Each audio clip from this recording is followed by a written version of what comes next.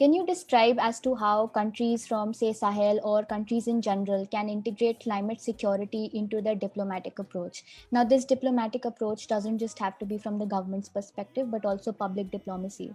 Ones in which the youth themselves can engage, talk to each other across regions, try to bring out best practices, etc. So, what is your take on that, and how can we better do that? Yeah, thank you very much again for that question and also for the amazing summary that you've given. The reality is that the core message of climate change and security is one word: socioeconomic, as I did highlight on my remarks, because the reality further shows that context, despite the fact that context differs from one country to one country, from one region to one region.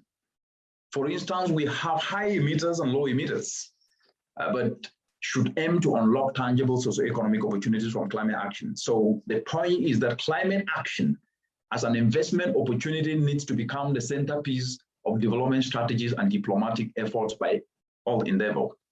Because the reality is this year, countries are going to converge around solutions, and this is going to be during COP26. And at the table is a very clear target: catalyze global actions towards actualizing the net zero emission target in less than 29 years from today.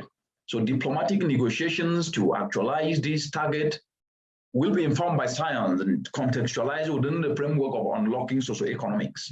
So the key thing to do, in as much as the global architecture negotiations have to move on, the biggest approach to ensure that it matters at the end of the day is to turn policy to reality. And that means leveraging on actions, turning policy to reality, implementation, but implementing action that put more food on more tables, that put more money in more pockets. Because if we lose that, then we will not be able to actually build the resilience of the very communities that are vulnerable already to changing climate, but do not have the requisite opportunities, the requisite resources that can be able to build their resilience, to be able to buffer the climate change impact, whether it is drought, whether it is floods, or whether it is cyclones, and all these sort of things. But we need also to have what I call the hard part, which I've already talked to, which is the policy. Because policy is the biggest driver of change. But if you look across the entire African continent as an example, every country have policies, climate change policies, climate smart agriculture policy, fit-in energy tariffs. But the difficulty is that the implementation rate versus the proliferation rate of policy doesn't really match. And so, like I did explain, how young people are already leveraging on turning agricultural waste to clean energy solutions like briquettes. They're leveraging on policy because this is already enshrined in the NDCs. So the overarching point is that leveraging on policy, incentivizing opportunities is already there. But what we need is what I call the soft part, which is important: passion, as I said, regardless of the amount of money or policies in place. Actions that cut emissions while unlocking socioeconomic opportunities will not work if people do not have the passion and self-drive to change their behavior. And that is what we miss in this equation. Without inspiring people to discover that they are the ones they need, that they have the inherent capacity that can be unleashed to turn a challenge into an opportunity, we might not be able to reach there so soon. And therefore, leveraging on people's passion so that they can be able to discover their purpose. Because the purpose of life is to be useful, and a clear purpose inspires purposeful passion. That's what we all need to do, so that we can then leverage climate action as a socio-economic opportunity. Thank you. Yes, sir, that makes sense. Trying to employ, rather than a top to down approach, a bottom to up approach definitely does help in this case. But that does bring me to my next point, and this might be a generalization, of course, but it does come out a lot, not from the perspective of the governments of Africa itself, but symbolization has taken over implementation in a large manner, and I think you would agree with that.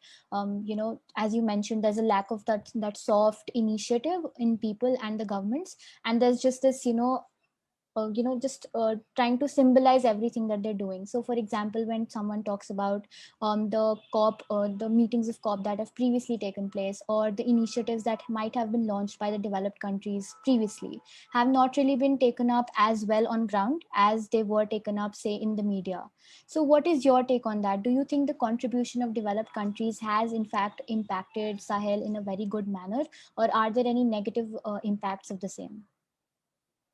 The reality is that the Sahel is contributing less than 3% of the emissions, but temperatures are actually warming faster, 1.5 times faster than other regions in the world.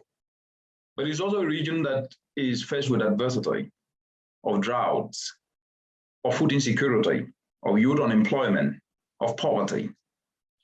But as you said, symbolization versus reality is where we are in. But we must be also appreciative of the fact that policy is the biggest driver of change. As I said, we need the policy, we need the global community to come together, because without the global community coming together, the most vulnerable countries are the least contributors to the changing climate. And coming together to put in place a policy framework like was done in 2015 December in Paris is important. But that needs to continuously get recalibrated. And as that happens, resources to implement action that can build resilience of community becomes topical. And so it's not a one aspect more important than the other. It's a synergistic thinking approach, a system thinking approach, where policy happening must also be matched with action happening, and they have to move together in tandem. And so that is how to go. But the key, as I said, it all goes back to the one word I use, socioeconomics. Climate action must become a socioeconomic opportunity. Societies will not be at peace when they cannot put food on the table.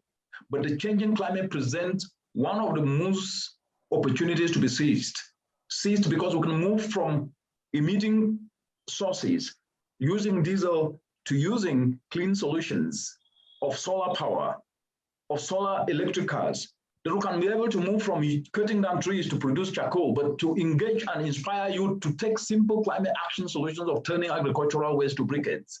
That's the direction we can move. And as we're doing that, we will then be solving a problem, but helping to create socio-economic opportunities. People will not be fighting when they have food on the table. People will not be fighting when we have inspired them that we must be useful, and the purpose of life is to be useful, to do good to one another.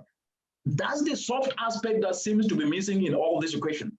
And if each and every one of us can take this wholeheartedly as a personal responsibility, we might inspire people that will see that they are more useful than they ever thought they are. Right, sir. So that brings me to my next question, talking about the Great Green Wall initiative that has been taken, something remarkably great. One of its targets is growing green jobs and giving real incomes to families across Sahel. Are there any initiatives, maybe, small startups or MSMEs that you might have come across in the Sahel region that you would like to quote at this point of time, just to ensure that people know about the small initiatives that are coming up slowly to ensure that this problem is curbed and its severity is curbed in a better manner? Very true.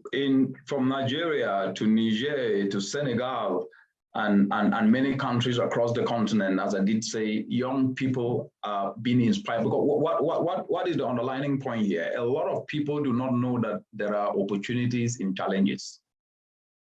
And the message and the narrative has been a problem, because we are focused on problems without necessarily always trying to show the positive side, that we can turn a challenge into an opportunity. So the problem has been a narrative. But what we saw with innovative volunteerism, as I indicated, that young people sometimes just need to be made to self-believe that they can do it. And when they're guided with structured guidance, with the right guidance, you will be amazed to see what they're doing. In Nigeria, for example, young people are developing solar dryers, being guided and decentralized into communities. In Senegal, they're turning waste to briquettes. And these are actually helping the country to implement their NDCs in the waste sector. When you look across the entire continent, even beyond the Sahel, in Togo, in Ghana, young people are starting to showcase that things work. But what has been the problem is that individually, we might be carrying out actions, but they may never add up. The biggest challenge is not absence of ideas. The biggest challenge is not absence of innovation, but it's absence of incentives. And incentives are not just about money. They're about motivation. They're about inspiration. They're about offering to guide people, sometimes not even needing money, just inspiring people to know that they're the ones they need. That has been missing in the equation. It may sound simplistic, but this is a very important attribute that we must carry everywhere we go. And that is the strategy I have leveraged to engage young people, to inspire them, to build on what they're doing and look for more broader opportunities within that space, because there are so many opportunities. And without giving young people hope, we might be actually sitting on a very ticking time bomb. And more importantly, we are seeing these young people engage in these actions. Simple solar dryers decentralized to mothers, regrouping these mothers, putting them into groups to use a solar dryer. They are drying their vegetables, they are drying their cassava, and they are paying little fees to this solar dryer. And these young people are putting money in the pocket, helping the mothers to reduce post-harvest losses. And they are coexisting in a community, like as partners. How will they get into conflict when they have opportunities to put money in their pockets? That's the way I see climate action. I see adaptation as a solution to build peaceful societies. Because as I said, there will never be any peace without prosperity. And there can never be any prosperity without peace. That's very well said, Dr. Munam. So while going through your profile, I came across this one thing that you cater to, and you've mentioned it previously: skills retooling to empower the youth, right? So as you mentioned, it's a better way to the future. But keeping in mind that, not just in the Sahel region, for example, or in Africa, but even in Asia, even in my own country, I do see a lot of climate refugees. I see it happening in Myanmar, or in especially the equatorial and tropical regions. So this problem of climate refugees and other such problems that have arisen from, climate crises are also furthered by, problems or political conflict, political interests, not just domestic, but also international. Do you think that, these conflicts sometimes are very fundamental and rise from, say, ethnicity and other such problems, and might not be, easily curbed when it comes to putting, something to eat on their table? So do you see a methodology of leveraging this kind of problem into ensuring that climate crisis is still tackled? How do you see this problem taking place in, say, the Sahel region? Thank you. Thank you again for that question. Of course, I mean, there were conflicts before climate change. There will be conflicts with climate change. But if you look at the precursor or the causes of most of the rifts or the disagreements and the result to conflict, it's around resources. Most of the time it's around resources. Why? Resources because people want to have opportunities, and socioeconomic opportunities. So it boils down to lack of socioeconomic opportunity. Then people then want to get more, and then others then get deprived. But climate change adds to the equation in that it is destroying the very fabric of the economies in which we depend on, ecosystems that provide resources, either water that rejuvenate our soil, that actually provide economic opportunities. So the point I am trying to bring is still what I said earlier. Socioeconomic opportunities are actually the fundamental foundation that must be focused on. Grievances can be addressed, but you will always notice that they are addressed around equitable sharing of resources. And that is a linkage to socioeconomic. But when you make everybody to have an opportunity to put food on the table, to be able to put a roof on his or her head, there is absolutely no way that they cannot be able to talk and address the issues. Because let's understand this. If you tell a hungry child that you gave him or her food yesterday, that means nothing to that child at that moment. That means fundamental and non-negotiable. Fundamentals are non-negotiable. Socioeconomic opportunities are non-negotiable. And therefore, engaging to make sure that people then put food on the table, that we can then be able to provide access to people to get what they can then be able to do. But they also become players in that process, like we're engaging the youth. Because a hopeless person is actually one of the most dangerous human beings. He or she has nothing to lose. And so it's stealing hope. So what I'm trying to say is The solution is not just a hard solution. It is a soft solution. It's about mindset change. It's about engaging people, also inspiring them to see themselves as solution providers, to instill hopefulness, not hopelessness. Right. Yes, that's definitely true. Bringing socioeconomic opportunities definitely leverages that part of conflict, and I definitely agree with that. But that again brings me to my next question. As you mentioned, prosperity leads to resolving such problems that already exist in conflict-inflicted areas. Um, Economic prosperity and climate conservation are generally seen as two paradoxes. They don't go well with each other. That is the general thought. What is your take on the same, sir? Yeah, thank you very much again for that question. The reality is that the two of them, if like I alluded to, I mean, you conserve, that's one aspect. The answer is that environment should become a socio-economic opportunity. So you cannot just conserve the forest without providing people with alternatives. You must provide them with alternatives. So environment should become a socio-economic opportunity, not only a regulatory obligation, as classically pitched sometimes. So like what I said in my remarks, that a recent UNEP FAO report notes that for every $1 in ecological restoration, a return of $30 in economic opportunities are created. So that then means if you are asking people not to cut down forests, provide them with alternatives. And what is the alternatives?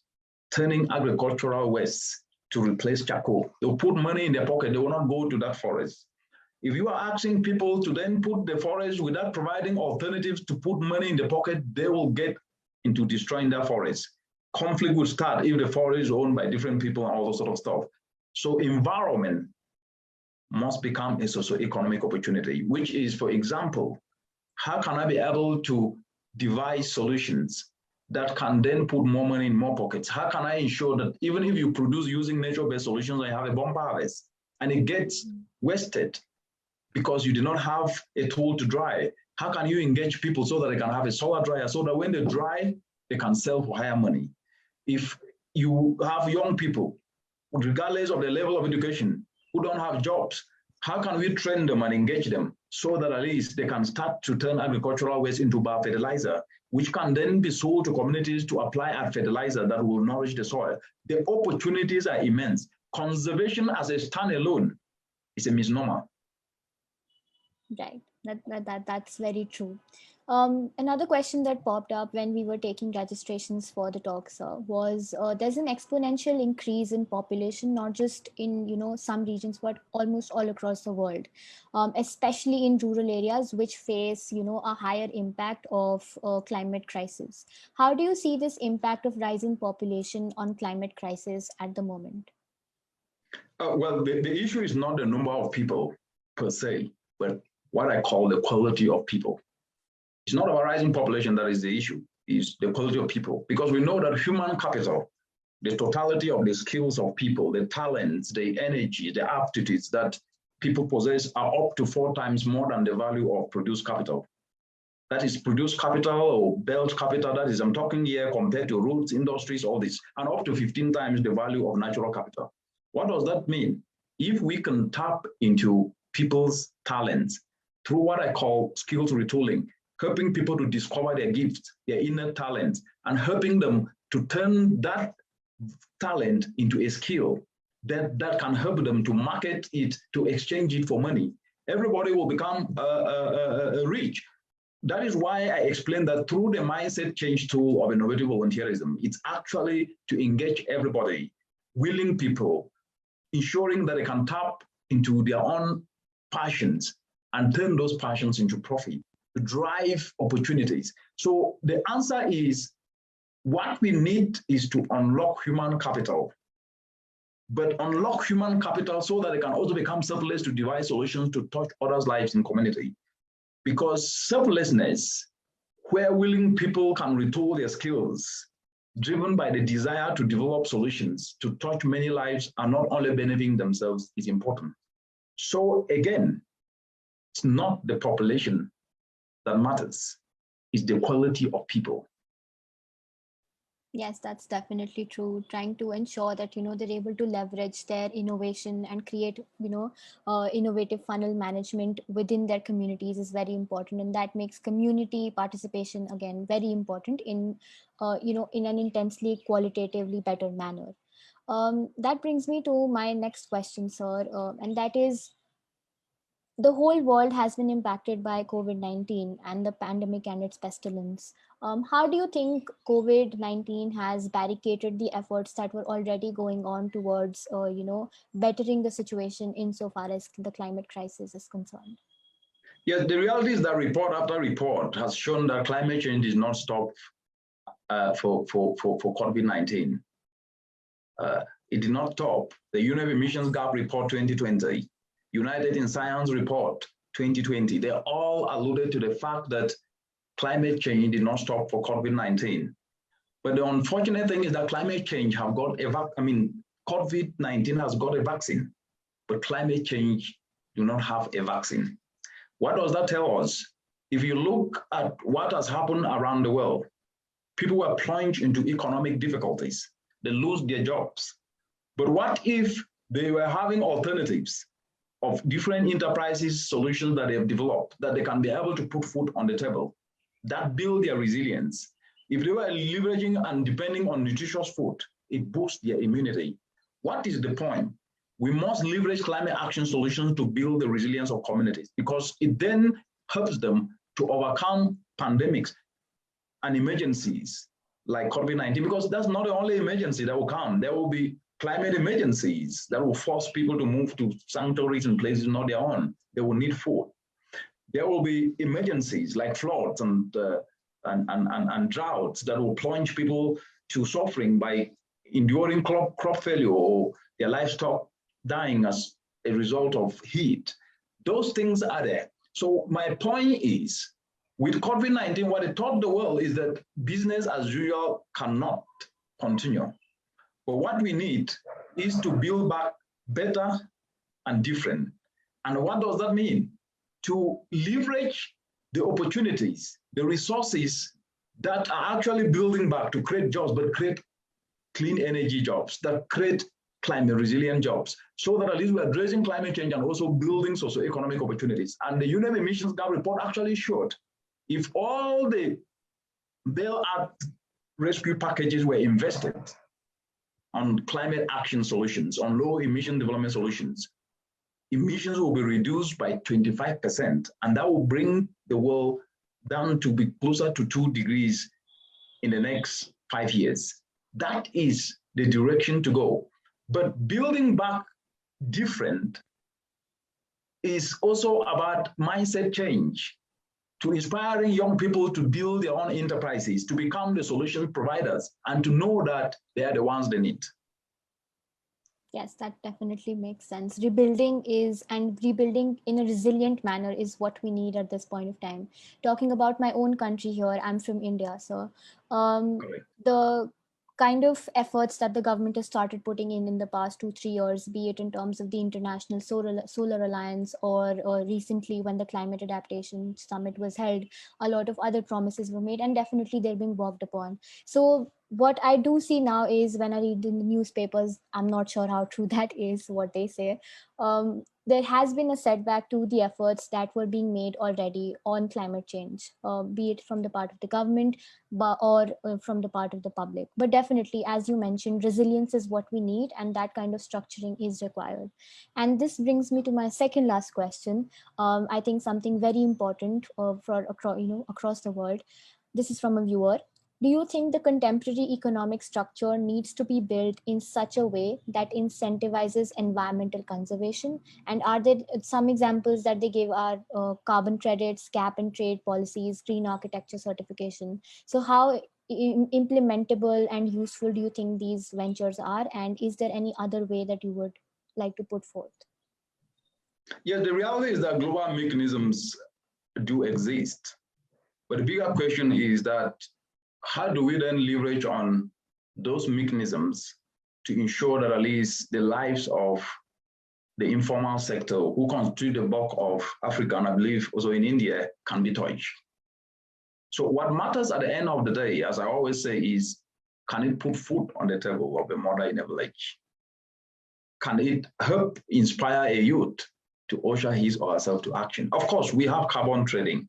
If you take the case of Africa, I mean, the carbon trading is happening, but the bigger question is, how many people is that benefiting? Because our actions should be in such a way that people can feel the impact very quickly. So what I then suggest, using those global mechanisms, whether it's clean development mechanism or whether it's carbon trading, all those that, is the proceeds from these processes should be invested in empowering young people to engage and develop their own enterprises in simple solutions that can be solving community problems. That's where it matters. And when you build that, you are creating wealth, because the young people leveraging on their skills, retooling it, builds climate action solutions that then can close a gap in the community. A solar dryer closing a gap of post-harvest losses, help mothers not lose their food and put more money in the pocket, put food on the table. Briquettes or biofertilizer developed by turning waste actually address the issue of depending on charcoal.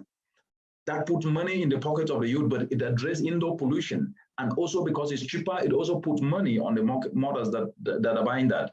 So the point is leveraging any opportunity in the global architecture to then inject the resources that are out of that to the local communities, to the informal sector, to the young people, should be our own fierce urgency of now. Yes, sir, that makes sense. And I think that can better be implemented in countries like India, of course, developing countries, underdeveloped countries. And that integration of sorts that you talk about is what we need at this point of time. Before we go towards the end and wrap all of this up, sir, after your extremely invigorating talk, I would like to invite you to give some concluding remarks and, motivation to our viewers to ensure that, they take that, not just the information that we've provided, but that very strong, forceful passion that you have tried to transform into this session. Thank you very much. Thank you very much again. And what I would say is every individual, regardless of where you come from, is just as important. Your unique qualities and your unique ability is what can make a difference in addressing and turning challenges to opportunities. Negative energy dissuades and discourages, but positive energy inspires. That then means that you must always be positive, regardless of adversity, regardless of challenges. You should never ever give up, because disguised challenges have disguised opportunities. Challenges have disguised opportunities, but you need passion. You need to be inspired, because it's quite very, very hard to stop an inspired human being. A passionate human being is unstoppable. And we must be inspired to turn challenges to opportunities, to touch others' lives. And even when the going gets tough, it's only preparing you to be resilient. But resilience to avail yourself, because your biggest ability is your availability. Avail yourself to learn, to acquire new knowledge, using platforms like the Peace one today that you guys organize. Avail yourself to retool your skill, because a skill is value and you can exchange value for money. With value, you are competitive. With value, you have something to offer. And if you do that, when you do that, you will be taking a step forward in addressing the challenges that we face. And lastly, we should always know that sometimes it's not always easy, but that doesn't mean that we should lose hope. What matters more is our purpose, to always seize the opportunity anytime to do that which touches other people's lives, regardless of where they come from, to instill hope in people, to inspire one another, because the biggest project is inspiring others. And lack of money doesn't stop you from doing that. It is actually inspiring others and creating value that money comes, because ideas brings money, not money bringing ideas. Thank you. Thank you so much for that, Dr. Munang. I'm so thankful to have you today with us. And we'd like to express our heartfelt gratitude to our guest speaker, Dr. Munang, for taking out his time from his busy schedule to be with us today and sharing his valuable insights with all of us, be it in terms of talking about circular economy, passion, innovation, rebuilding resilience communities, community participation, youth empowerment, youth reskilling, everything that you've packed into this small 50 to 55 minutes session, sir, is definitely something all of us should take back and start working on. I would like to bring to your notice at this point of time that some of our delegate res publicas, that is country representatives from Africa itself, are working very hard and arduously to, ensure that climate change does not become a reality, so much so that it starts taking lives in their countries. And I would like to applaud their work at this point of time, and every individual who's trying to pitch in their pens into this, to the solutions to this problem.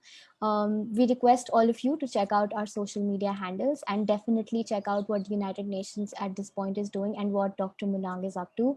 Try your best to go around, look for communities that are already working for this, or try to start a community for yourself, or try to ensure that you're shaping your own family's future in a better manner by ensuring that the environment around you isn't destroyed by the forces that are reckoning our future collectively.